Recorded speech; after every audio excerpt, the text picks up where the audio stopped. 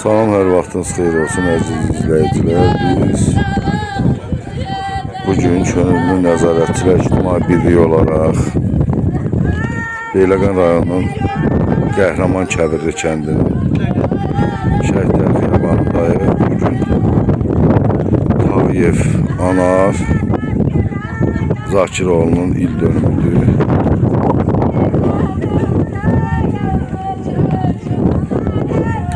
Allah bütün şəhidlərimizə rəhmət eləsin.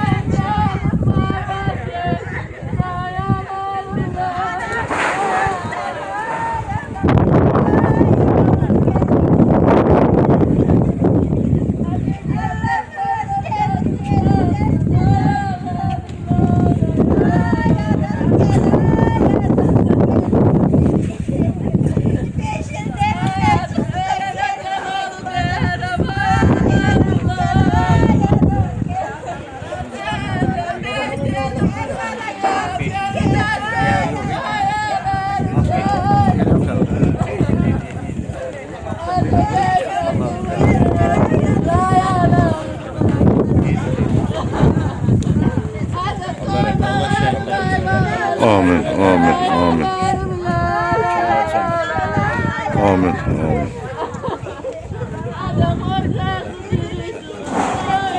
Amin.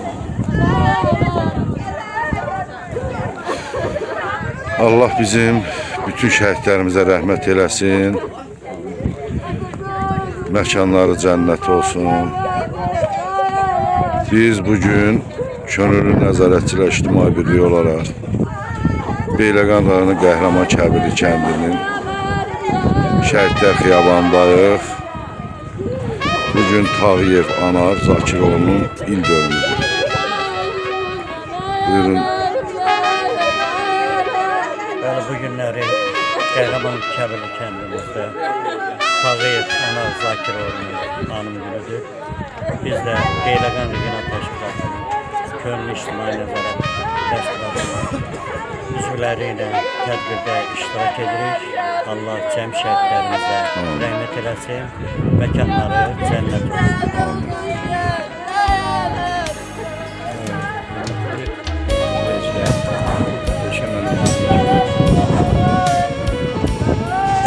Bugün Qəhrəman kəndindəyik. Tağıyev Anar Zakiroğlu anım günüdür. Biz de bir könüllü nəzarətçi olaraq İctimai Nəzarətçi olaraq bugün iştirak edirik.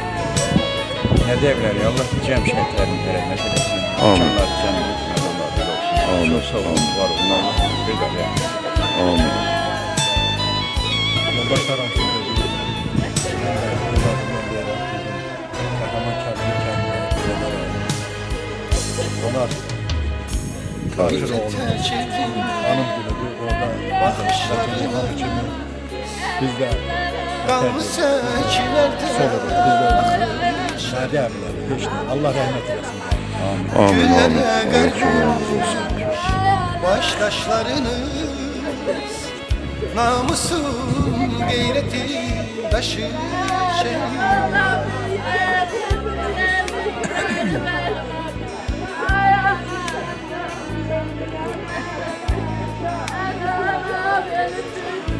Allah bütün şəhidlərimizə rəhmət eləsin. Dünyanı heyrete salan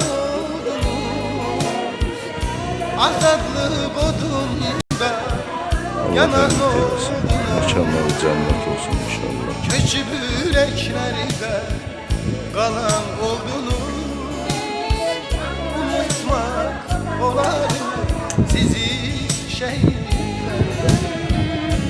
Dünyanı heyrete salan oldunuz. Azadlık odunda yanan oldunuz. Köçüp yüreklerde kalan